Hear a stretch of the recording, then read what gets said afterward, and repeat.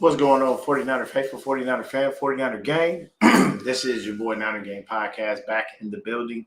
So definitely hit that like button, hit that subscribe button, turn on the post notifications so I can keep you up to date on any and everything San Francisco 49ers. With that being said, let's get right on into it, man. We had a hell of a game yesterday. As y'all can tell, my voice is a little bit lost because I was out there screaming and yelling because we had a fantastic game yesterday, man. We had the homecoming for Ricky Pearsall and Brock Purdy themselves back to Arizona. One did well, the other kind of was a little bit, not so well. But we got my boy B-Dubs from Forever Faithful Podcast in the building, hanging Yo, out with sorry. you. What's going on, B-Dubs? Sorry it took so long, man. I was setting up the YouTube channel real quick. It's all right. It's all right, man. Yeah, man. So we had a fantastic game yesterday. It was a blast, and to be there in person is always fantastic. It's great for the camaraderie, and what I'm saying, just to see all of the 49er fans just there, man. Like the tailgates are crazy. So if you ever go to a game in Arizona and you want to tailgate with any of the Niner chapters, because we travel, we travel well. Always go to the yellow lot in Cardinal Stadium. That's literally our lot. Like everybody at Cardinal Stadium, like that's a Niner fan. We were all over there, man. AZ Niner Empire, 408 Faithfuls. We had the Texas chapter out there, bro. There was so many people. Like you got to really be there to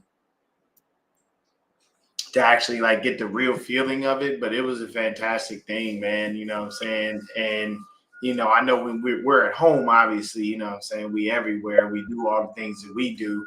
But when it comes down to it, man, there's nothing like going to these games and being out there with the faithful and just, sharing that happiness and that joy when you get a win. You know what I mean? So it's definitely fantastic. You know what I'm saying? Have you ever been to an away game, B-Dubs? Surprisingly, I haven't. Okay, man, you gotta go to an away game, bro. Like it's so crazy how deep we are and how hard we take over. Like it's insane. You know what I'm saying? Like Yep. Like walking through the stadium, I'm looking around like, here we go again. Where are these Cardinal fans at? So I was up in the nosebleeds, probably not too high. I wasn't all the way up there, but I was up there. But the beauty is where I was. I think I was on like the 30 or the 40-yard line, and it gave me a great view because I had a broad view of the whole stadium. So it wasn't as if I wasn't seeing everything. I just was in the perfect spot. Of course, I was on the home side. I didn't get a chance to be on the visitor side. Home side costs a little bit less, so I sit where I sit. Okay, unless you gonna help your boy out, you know what I'm saying. With that, then what I'm saying, I'm gonna sit where I sit. But the beauty is still it was a fantastic game. You know what I'm saying? The other thing I do want to say is thank y'all so much. Thank y'all to any and everybody who watches me, man. Your boy finally hit that 600 subs mark. It feels good, man. You know what I'm saying? I'm on 6. Now I just got to keep building, getting to 7, and you know what I'm saying, so on and so forth. But thank you to any and everyone who watches me, who pays attention, who subscribes. I really appreciate that, man. This is a passion of mine. That's why you see me here week in, week out, giving you shorts, giving you lives, you know what I'm saying, and doing the things that I do. Lots of times you're going to see me right here with this guy, with my boy Brandon, you know what I'm saying, from the Forever Faithful Podcast. But it's fantastic that we were able to go out there and get this win. What did you think about that opening run back by Sky Moore, though, man? Tell me how you felt on that one. Bro, honestly, man, I was watching it, and the kickoff happened, and then fucking that motherfucker had me jump off my seat because we haven't seen this shit in 14 years, man. I mean, if that motherfucker Man. scored, oh, Yes. like, it was great, man. It was good to 14 see. years of never having to return for a touchdown. It's crazy. Yeah.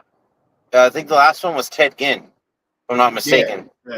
Yeah. And we all know And Ted Ginn so, was a ridiculous returner just in general in the league. Like that man yeah. had speed. Ted Ginn had what we call in the track world God-given speed. That you ain't born with that. When he was Yeah. delivering, he was probably the easiest delivery for his mother if she has more kids than just him. I don't know. He probably just ran out. And the doctor was like, what's going on? Yeah, well, clean him up and put a diaper on him, but He's going It to looked like too that I think he started to run out of gas too at the end there. I think that's why he didn't he did. make it all the way. Yes. But it was because he had to kind of go at angles. And when you have to keep cutting, True. it slows your speed. So when you got to keep cutting, and when you see, it's like it's home, it's right there. But you're like, I just got to do what I got to do. But fantastic return by Sky Moore, man. You know what I'm saying? Great game from everyone.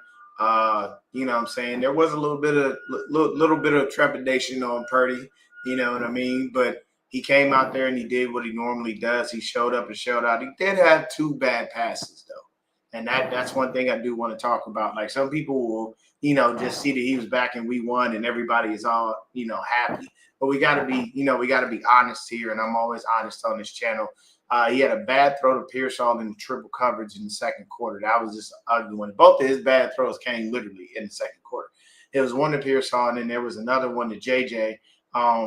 When it wasn't Juwan Jennings. He did have a bad pass to JJ because he threw it kind of like right in front of him, and the guy was on him, so there was no hope for that. And then when he was right before the end of the first half, he was running, and he could have possibly tried to just run for the first down or run out of bounds, but he tried to loft it to Demarcus Robinson. And when he did that, Demarcus Robinson had to turn from wide receiver to DB to knock that ball down, because if not, that's an interception. So it's definitely something that we got to make sure we clean up and work on it. I'm sure he'll see those throws and be like, okay, I probably should have done that.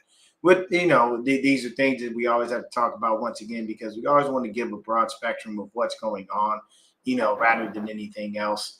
So when it comes down to it, man, we had probably one of the most balanced games that we had. We threw the ball 26 times. We ran the ball 25 times. That's how you win. You see what I'm saying? Like, you balance the game plan out so it's not too heavy on one person, not too heavy on the other. Everybody does what they do. So with that, man, just these plays in real time, it's so much better. Like, going to a game is so much more fun. I was able to sit next to 3 49er fans, one of them who traveled, to come to this game, coming from California, coming to Arizona. Guy wants to see, he said he's trying to hit every stadium, in the NFL, which is definitely a cool accomplishment. It's a nice bucket list type of thing to do, hitting different things. But when it came to this game, man, outside of those, probably about those 3 throws, Brock was pretty good. He did very well. When you take a look at just the numbers and figures of what happened there, it was definitely a beautiful thing. You got Brock Purdy 19 to 26, 200 yards, 7.7 yards, 3 TDs, no interception. He was only sacked once. And the number one thing I want to say is the line did such a fantastic job with their blocking. They did really good with their blocking for once. I mean, in this, honestly, go ahead. Real quick, D. There was actually one play I saw on X, looking back, where Kibitz gave up that sack on Purdy, where basically Kibitz gave up a nice Purdy to Pearsall touchdown play. If fucking McKivitz could hold this guy, that would have been a touchdown in the backfield, in the middle of the field. Yep. Yeah, and sometimes that happens, you know what I'm saying? You're never going to get a perfect game out of an offensive line. It's extremely rare when the quarterback comes away completely unscathed. But in this game, it was definitely a fantastic thing. When you come down, you take a look at it. Christian McCaffrey, 13 carries, 81 yards. His longest run was 20 yards. He averaged 6.2 yards a carry, and he had 2 TDs rushing. Christian McCaffrey went off. There was no stopping him in this game. And I loved everything that happened with that, man. It was crazy to see that, what I'm saying, while things are going on. But it was a beautiful thing when it came down to it. You come to the receiving. You got George Kittle, 6 catches, 67 yards. He caught all passes that were thrown to him. He had 2 touchdowns. You got to love that. Juwan Jennings with his 4 for 54. CMC, once again, is what I said. The man went off. Another game where he was over 100 scrimmage yards, and that man had 3 TDs. So if you are a fantasy owner of Christian McCaffrey, you loved every second of what he was doing. He balled out. Christian McCaffrey had to have the play of the game when he went up to go get that ball that Purdy put in the air, as if Christian McCaffrey was 8'9" versus being, I think Christian's about what, 6 foot total, probably 5'11" max. Did you see that catch those B-dubs? Yeah, I did. Dude, that was sweet. I mean, dude, CMC and George Kittle had a freaking great ass game with Purdy back in there. Oh yeah, The offense was just freaking. They were flowing, man. They were like yeah. just having fun out there.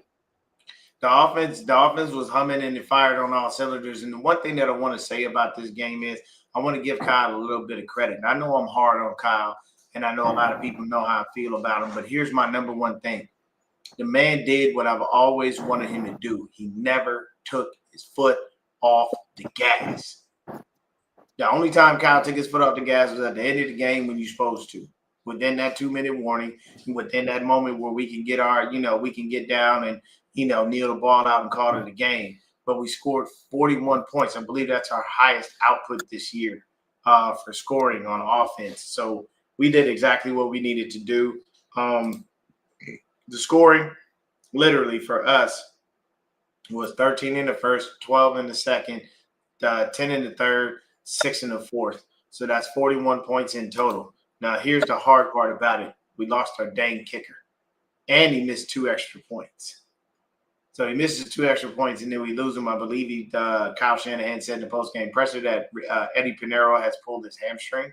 So that means we're going to have to bring in another kicker. So, it's frustrating on that end because we lost one of our guys. We definitely would have loved that. I do believe Tatum Bethune went down. I'm not sure exactly what he's going through, but hopefully he's okay and we can get him back out there because we had to see a lot of Curtis Robinson due to Bethune going down, because I think they brought Robinson in more so as the mic and kind of left D. Winters at his normal spot. D. Winters had a hell of a game, man. He had a hell of a game. He had a few missed tackles here and there, but I mean, these things happen. But D. Winters had a hell of a game, guys. He went out there and he balled. Our defense had just a fantastic game. We created 3 turnovers. Now, that was one of the things that have been bugging us all year long. Why? Because we just weren't able to create the turnovers. We weren't able to do the things that we wanted to do and needed to do. So now that we have, it feels good, and now you're going to want that to continue. You're going to want that to be the standard and the norm. We're going to want to be able to get it right. Now, the one thing that I will say is there was an issue, and here's my problem. It was our pass defense. We let Jacoby Brissett, people, look at this number. Jacoby Brissett threw for 452 yards. While we won this game, giving up 452 yards passing is completely unacceptable. Now, mind you, seeing somebody have 452 yards passing, but then not win the game is definitely confusing as well. You know what I'm saying? You're going to get that from Cardinal fans. You're going to get that from pundits, from commentators and stuff. You see a gaudy number like that, and you're thinking, okay, they definitely won this game, but they lost. But why was that? Because we created the turnovers. You had 2 interceptions, and that was beautiful, man. The interception from Diamador Lenore was perfectly timed. What did you think of that interception, man? That interception was fantastic. Dude, so Demo fucking first off, he bounced back from, I think it was the previous play where he led who was it? Wilson. Michael Who Wilson. was he covering? Yeah, Michael Wilson. Mm-hmm. Yeah, he He basically let that guy run all over him, bro. Mm-hmm. Mm-hmm. You know? So him reading that next play though and getting that pick, that was beautiful. And then going down to about what, the 20-yard line or so. Yeah. Freaking good read by Demo. Props to him. Gave us great field position too for the offense to go ahead and score again. Yep. And then talk about as well too is defense making that fumble, bro. Before the end zone. Man, got this out. Young kid coming in, making plays. That was the perfect thing. And I think a lot of what that comes from is that is literally the jersey I was wearing, man. I had my my Fred Warner Rivalry jersey, oh man, it was crazy, bro. Like I had that one on, and then there was a bunch of people with the rivalry jerseys and everything like that. Man, it was just beautifully done. You just gotta love every second of it, man. I went there, and had a blast. Diamador Lenore with his interception, that was fantastic, man. That was perfectly timed. You couldn't get enough of that. Shout out to Keon White on the fumble recovery. I'm starting to like this kid. Keon White has been showing up for us and showing out. He's been looking pretty Yes. good coming off that edge. You know what I'm saying? So maybe it might be just another situation where, hey, the power of Salah and Kaseric together, finding these reclamation projects as players and saying, hey, here we are. This is Mm-hmm. what it is. This is what we're doing. So I can't be mad at that at all. The beauty is that when it comes down to this game, we had those two interceptions. Diamador Lenore and Malik Mustafa, having him get a pick, it was great. You know what I mean? We did everything that we needed to do, offensively. When you look at it once again, Juice was involved. You know what I'm saying? And every time Juice caught the ball, all you heard was Juice, like the whole stadium, and Yep. I'm sitting there. So I'm sitting there. There's like three 49er fans to the right of me. And then pretty much all around us are Cardinal fans. And, every time we're scoring, they're just quiet. Anytime they do something, they loud. Every time they score, they get quiet again. You know what I'm saying? They were cool. But there are definitely some things. Hey, Jingalingo, it's great to see Brock out there looking like himself. Yes, sir. Yes, sir. Um, he'll work, you know what I'm saying? He'll work himself back into it. But Brock Purdy, 19 of 26, 200 yards passing, 3 TDs, only took 1 sack. CMC leading the way. But look at this. This was another thing I wanted to touch on. Look at that. CMC 13 carries. Brian Robinson 8. That's the split we're talking about, people. This is what we want. We want more of this to be able to balance it out. The less tread that Christian McCaffrey has rubbed off of his tires, the better it is for us if we possibly sneak into the playoffs. Because the playoff picture has now been updated with all of the games that happened yesterday. We're in. We're in the wild card spot. Technically, we're in. So once again, I've said this before. I'll say it again. B-Dubs, what does Kyle Shanahan do when he goes to the playoffs? Where is his last stop? NFC Championship. Always. Always. So I'm not stating this team can do that, but anything is possible. You never know, man. You never know what's going to happen. So Anything's possible. yeah, the beauty of this is, man, it's another win. It's a division win. So now we can sweat the Cardinals. We're done with them. Move on. We're done. You know what I'm saying? We went 1-1 with the Rams. If we can get this next division win over the Hawks, that's better for us. Because then that means, hey, we went 5-1 in the division. Can't be mad at that. Yeah. You know what I'm saying? What's an injured team? With a fully injured team too, bro. Missing superstars. We're not missing basic folks, people. We're missing superstars. We have no number one pick in Michael Williams. We have no number one pick in Nick Bosa. You know what I'm saying? We have no number one pick in Brandon Ayuk. Those are three superstars right there for our team. And don't forget about big old Fred. He Fred makes the Warner, defense. fourth superstar, the leader of this defense, the heart and soul. So you got to think Fred is just in his mind going crazy seeing the wins. And I know he's happy for us, and I know he would love to be out there. You know what I'm saying? But I can tell you this. If the 49ers make a run to the NFC Championship game, do not doubt Fred Warner trying to show up. Don't doubt that man trying to show up, bro. Hey, I'm telling you right now, I know the more wins we rip off, the more adrenaline is going to flow in that man's body where he's like, I got to get back. I know I can. I can definitely do it. I got to talk to the doctors. I got to figure out what I got to do. I got to speed up this recovery process. I got to get on this field. I got to be out there with my guys. And anybody that's hurt, I know it bothers them to not be able to be out there. But I did want to talk about one of those guys because everybody else is pretty much gone for the season, all those dudes that I named. There's one guy that I did name that we ain't seen, and I'm a little worried about, and I have my ideas. But what do you think about Brandon Ayuk, man? if they don't open this practice, if this practice window isn't open by the bye week, I honestly think we should shut him down. What do you think on that? Yeah, like we talked about on Saturday.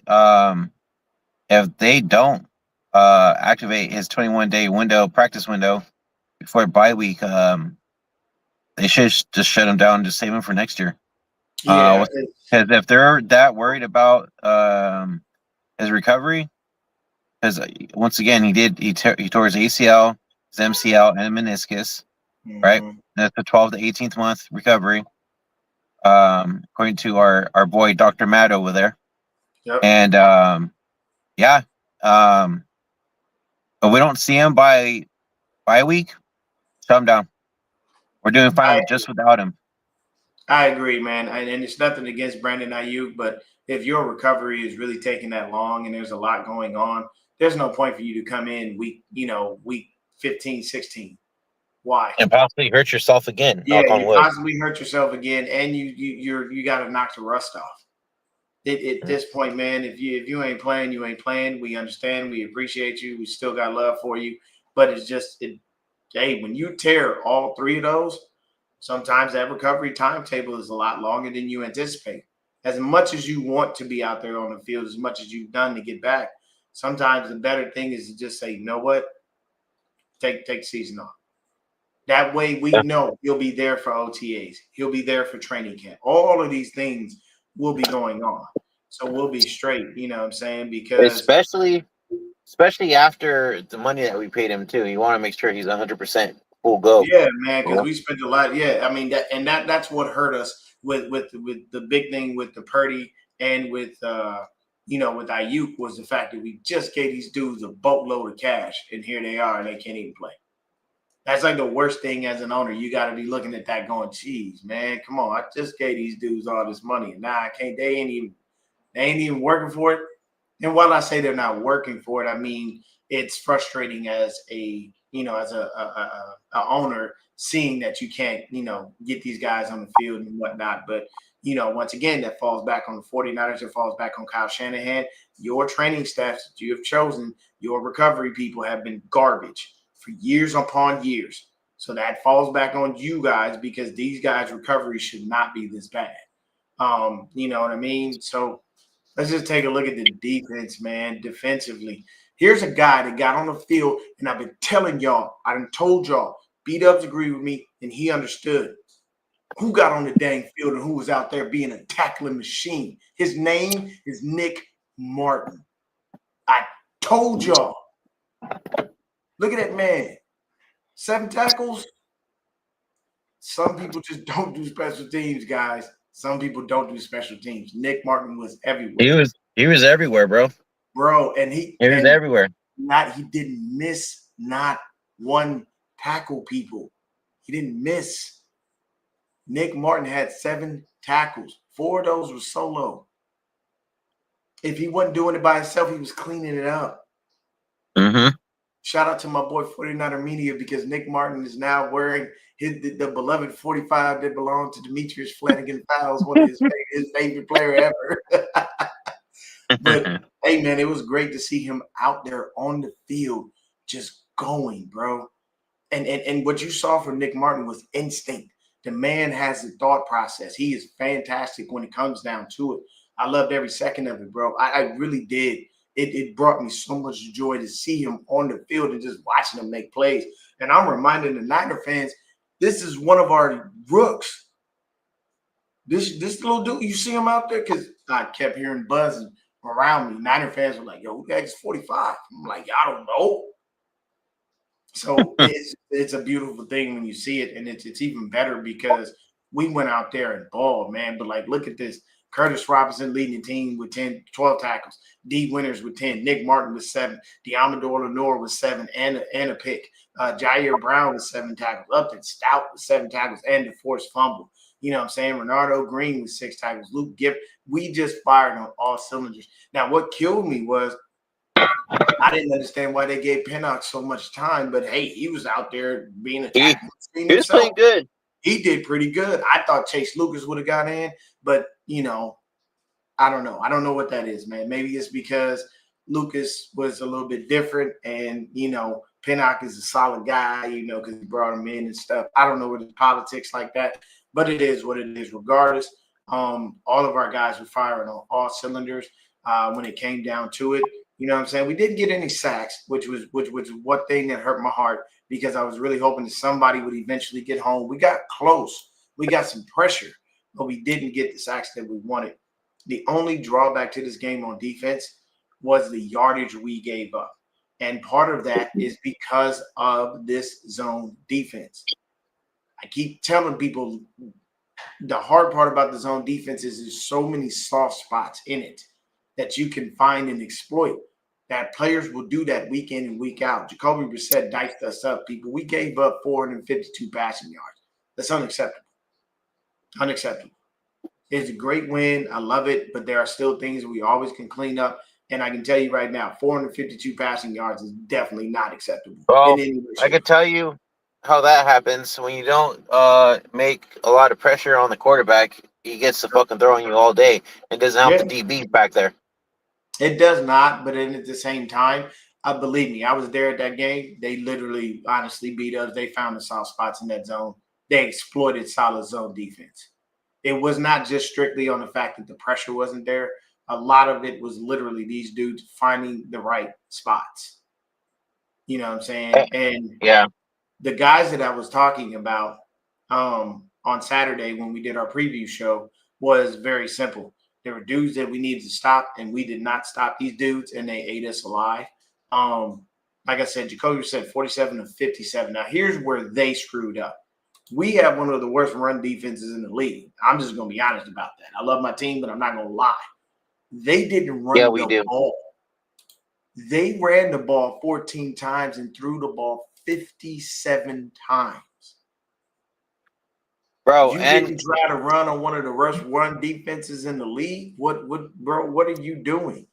Dude, there's that mistake. There's the 20 penalties mistake on Arizona. Don't even talk. I'm going to get there. Let's talk about it.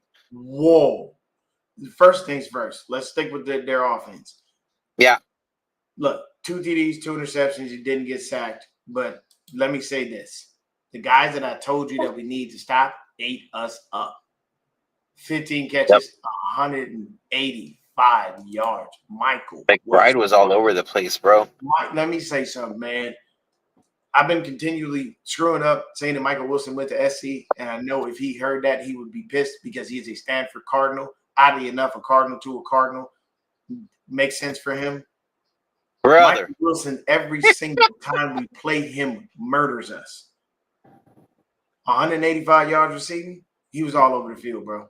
And he was only a couple of missed tackles away from scoring at least 2-3 touchdowns. Like that man, he balled out. I'm giving Michael Wilson his credit. I'm not gonna hold that. He did great on us, bro. He was killing, dude. He was killing freaking Green a lot. Oh, he murdered. He killed Green. He got Demo a couple times. He had once. Look, Michael Wilson is a star. He needs to be respected. It was freaking Wilson that made that crazy ass catch, which I don't know how the fuck he made it. I thought that was gonna be picked, bro. Hey, bro, I'm telling you, there are players that you must respect from every team, and Michael Wilson is one of them. That dude is a baller. He balled the fuck out. I'm telling you right now, Michael Wilson need to be the one. You need to move Harrison to the 2. People, just pay attention to what the dude does. I can't even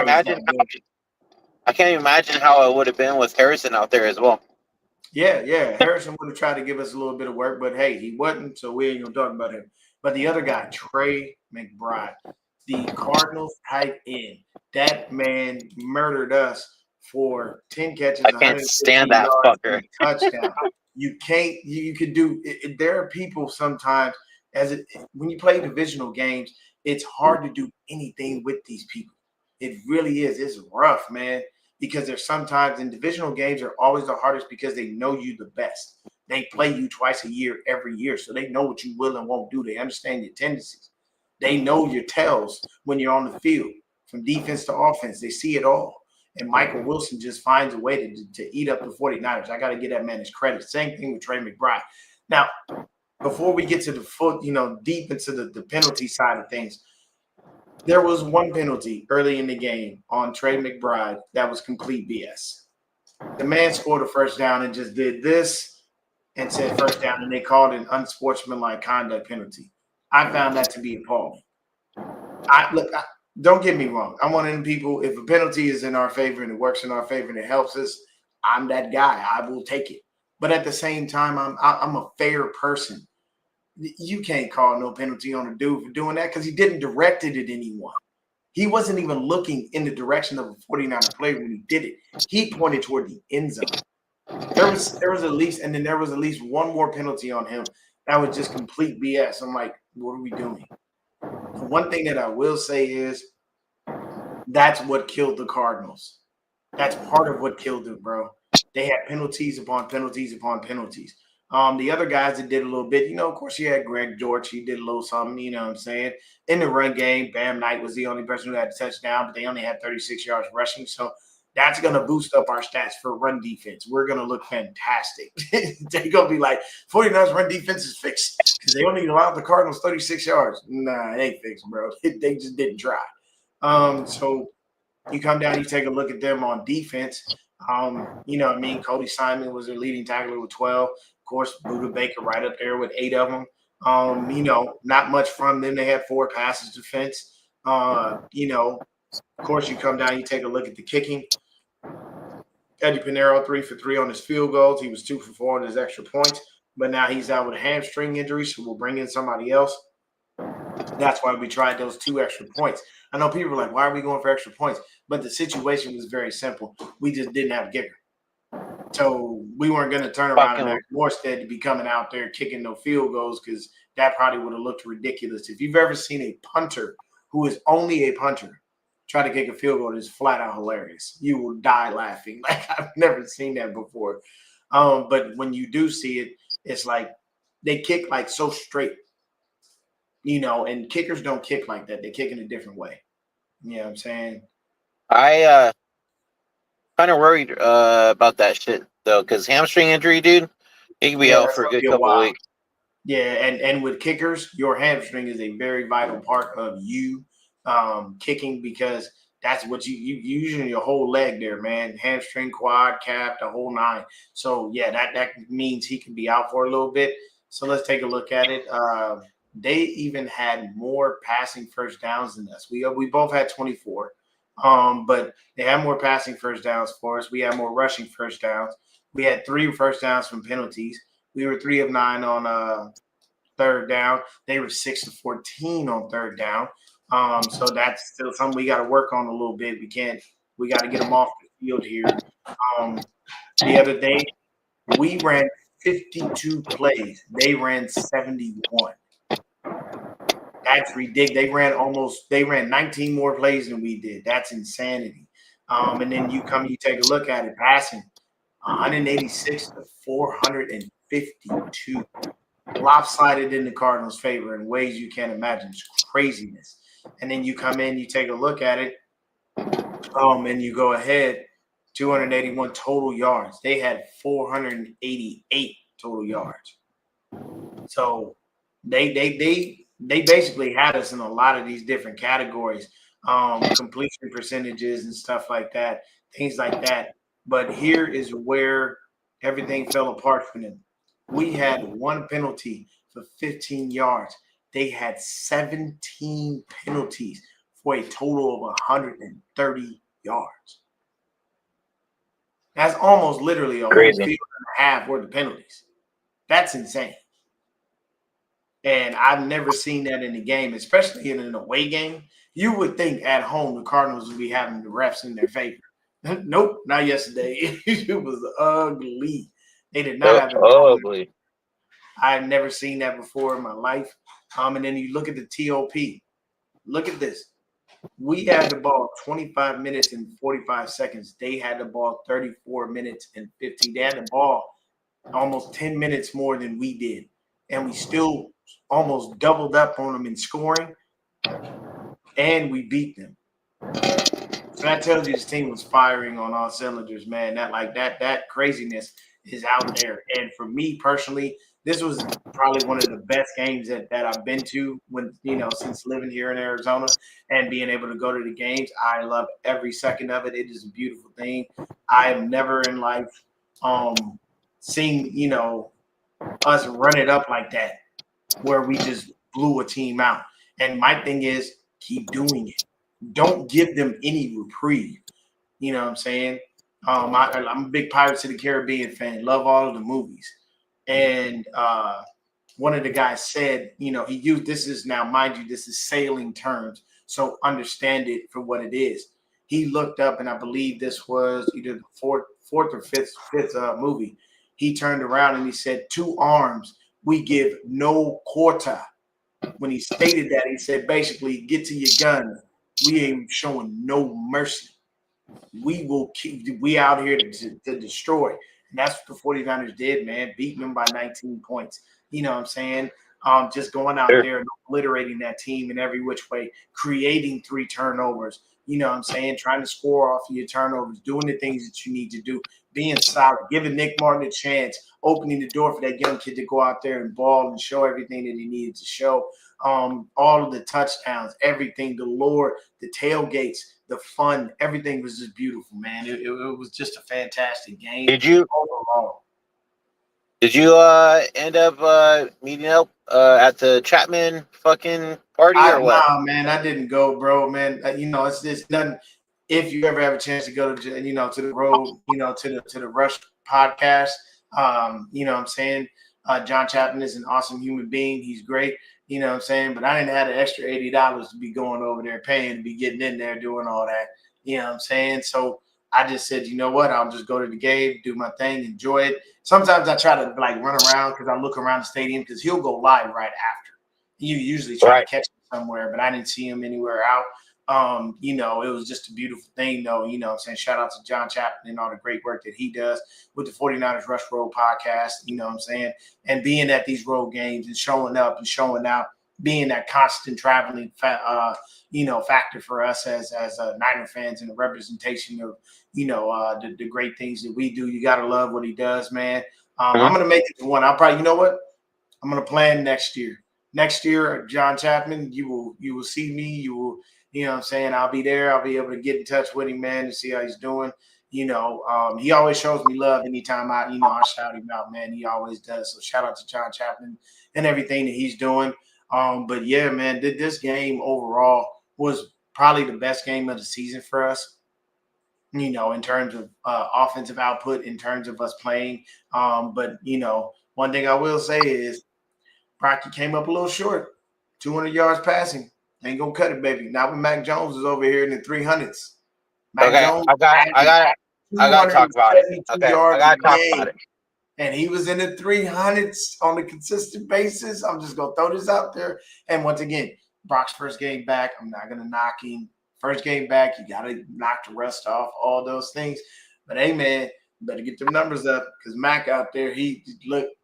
But almost 300 yards a game, look deep. Okay, so fucking, we got a dumbass in the Niner community. We got a couple actually dumbasses in the Niner community that like to try to say, "Oh yeah, dude, Mac fucking threw for 3 touchdowns, over 300 yards last week against the Rams, but Barack's over here throwing 200 with 3 touchdowns." And I'm like, bro, Mac Jones had those 300 something yards last week because it was trash time. Nobody fucking gave a shit. He threw that last touchdown in trash time. It doesn't matter. When fucking something's working, especially for this week against Arizona, like our run game was fucking working. We don't need to throw fucking hella times like we have been with Mac. Yeah. The offense was running smoother with Brock Purdy. I'm sorry to say, but it was. Yeah. No. Don't get me wrong. And that's the thing. Mac's been a great backup. Don't get me wrong, but that's all he is, a backup. And like, I don't know if you've seen the Speakeasy podcast yet, but so Shay McCoy over there is still fucking saying, "Oh, nope, Purdy ain't it, man. Purdy ain't it." And you got freaking Emmanuel over here like, "Man, dude, Purdy's it, man. He is the franchise quarterback. He knows what he's doing. He's throwing it out there. He's doing his damn thing." And I'm on that side, dude. I'm sorry, but Purdy is the starting quarterback. Yeah, sure, he'll make some mistakes like he did yesterday. He could have had 2 picks, but it didn't happen. You guys got to remember, this is his first game back. He's just warming up right now. Give him a couple more weeks, and he's going to be looking like how he did in 2023. Yeah. And see, for me, I'm not that guy. I'm not going to say that Brock shouldn't have started or whatnot. I'm just pointing out a fact. It's very simple. Mac has been, when he was out there, he was doing his thing. He was out there making them plays and doing stuff. Even the touchdowns that we gave up in this game in the fourth quarter, we gave them up. Those were garbage time touchdowns. You know what I'm saying? A couple of guys catching. I think it was Greg Dortch, and I believe another one. I think it was Trey McBride who caught his touchdown in the fourth quarter as well. So, while they're garbage time touchdowns, you know what I'm saying, we still want to tighten up, make sure we don't allow those things, you know what I'm saying? And when I said what I said about Brock Purdy, it wasn't to say that he should be benched. It's just that I'm going to need you to get up there. And it's going to take time. You got to knock the rust off and whatnot, you know what I'm saying? Hey, what's going on, TD? What's going on, Captain Niner? What's up, TD? What's up, Niner? Yeah, it's a continual progression of things. But once again, Kyle took the term that Robert Saleh coined and flipped it and used it for his offense. That offense was all gas, no brakes. Yeah. All gas, no brakes. We went in, we did what we had to do. And look at what we did. We had less time. We had less penalties. The only thing we did better than them was run the ball. They threw the ball better than us on as far as passing numbers go. But of course, you had those 2 interceptions, so that's not a good thing. But we did what we needed to do, and we took the all gas, no brakes, put it on the offense, and just kept going. And that was my thing. Like, score. Yeah, score again. Yeah, score again. Like, I'm one of those people. I want the reason that I want that so bad is I need people to fear Kyle Shanahan again. I don't think people are scared of him like that no more. I think the lore and everything that's happened. I will say this. I think that it is hard for people to be afraid of him, and I want them to be afraid of Kyle. I want them to be worried. But what did we do? We opened up the offense. We went and threw to everybody that we could throw to. Juice, 2 catches. That's what I want. Remind people that Juice is a viable threat in the receiving game. Don't let them forget that this man exists. And then I believe Kittle said in the post-game presser that's Juice's 200th game of his career. For a fullback, that is a very big accomplishment. Fullbacks don't last very long in the league, people, because they don't get used like they used to.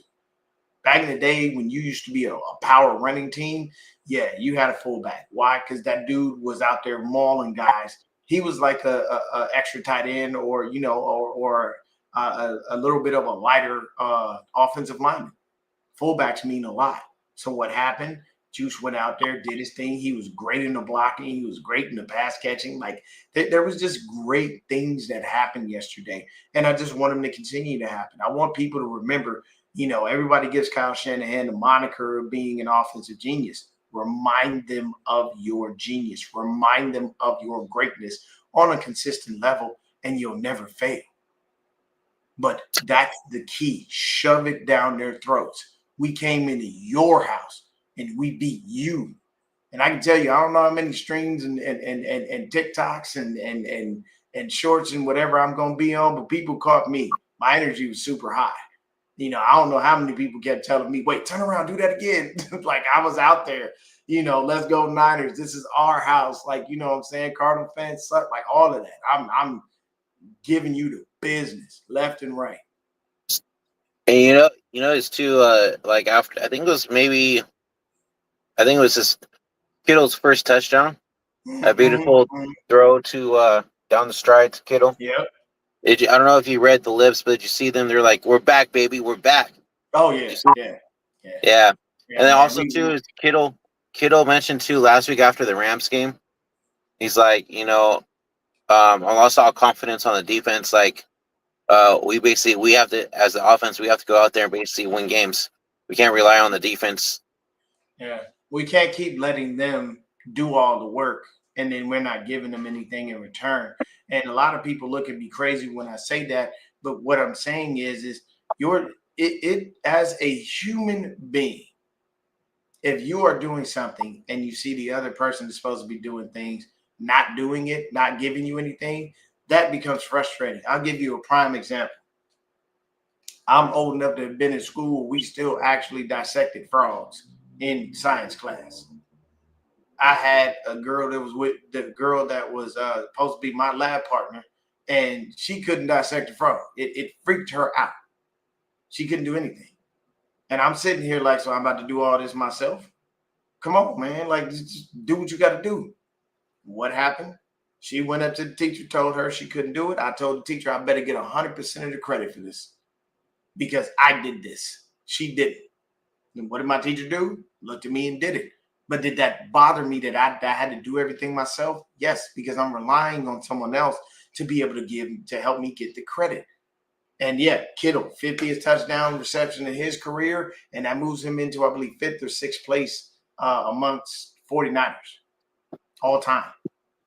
So yeah, 5th place. There you go. Yeah, 5th place for QB tight end combo. So that's beautiful. You know what I'm Yep. saying? That means that George was out there doing work. But what I'm saying is when it comes down to that dynamic, yes, your defense at some point is going to start looking at the offense going, man, y'all got to do something, bro. Yeah, you got to help us out. We can't keep just going out here trying to do everything that we can, and y'all ain't putting up no points. This ain't gonna work. Facts. You know what I'm saying? Because the only way we're gonna win games is basically the offense has to carry the team at this point. All facts. Like, I mean, I know way beforehand it used to be the defense carrying this Niner team, but now it's the offense's turn. Yeah. The offense. I mean, the way that they were playing yesterday against the Cardinals is basically how they're gonna have to pay the rest of the season. And they're gonna have to just keep turning up left and right, doing everything that they need to do to be able to keep putting out offensive outputs like that. 41 points is fantastic. I love it, man. I need that to continue to happen. I want it to continue to happen, and we got the weapons for it to continue to happen. You know what I'm saying? The final thing I'll say on this game is it was a fantastic win. My voice is damn near gone because it was so I was so hyped, man, screaming and yelling, and we scored so much I couldn't shut up. You know what I'm saying? Shout out to I need to go to the game with you, bro. Oh, bro. Oh, yeah, man. You be looking at me like, yo, man, calm down. No, we don't calm down. We don't calm down. No, not at all. Bruh. You should see me at the games, bruh. Oh yeah, man. I go crazy. It's just my manhood. It's my nature. You know. Shout out to my middle daughter. She went to the game with me. Nice. And she sat with like her friends. You know what I'm saying? She went with a couple of her guy friends. You know what I'm saying? And, you know, I had her jersey because unfortunately she was radicalized. She had a Cardinal jersey. She had a Kyler Murray jersey. Yeah, so I had to hold it because I had it in my car and I forgot I had it in my car. And gave it to her, of course, you know what I'm saying? But I mean, like, you know, my kids are Arizona kids. You know, this is where they grew up. This is what they know. They don't really know Cali like we know Cali. So it's a different situation. And you know what I'm saying? It wasn't like but they gotta go after daddy. They gotta go after daddy. They're not into sports like I am. I feel it. So because they're not, they kind of just go with whatever they go with. So I'm not knocking them for that. But one thing I can say is it was my daughter. Now, if it was my son, oh no, it's not happening. I love my boys, but you will not. I repeat, neither one of my boys will ever wear a Cardinal jersey. They better not, homie. When my son was little, the Cardinals came to his school, and they were giving out stuff, and he came home and he had the hat on. I snatched that right off. Boy, if you walk into this house with that shit on, And the funny thing was, when I took it off, he said that I told him I couldn't take it because I was a Niner fan, but they just gave it to me. I was like, it's okay, son. People give you trash all the time. That don't mean you got to accept it.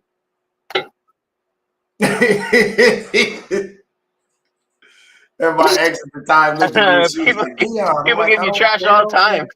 Yeah, I looked at her. I was like, I don't care. You know how many people give me crap? I don't care. No, my son will not do that. No, you're not going to do that.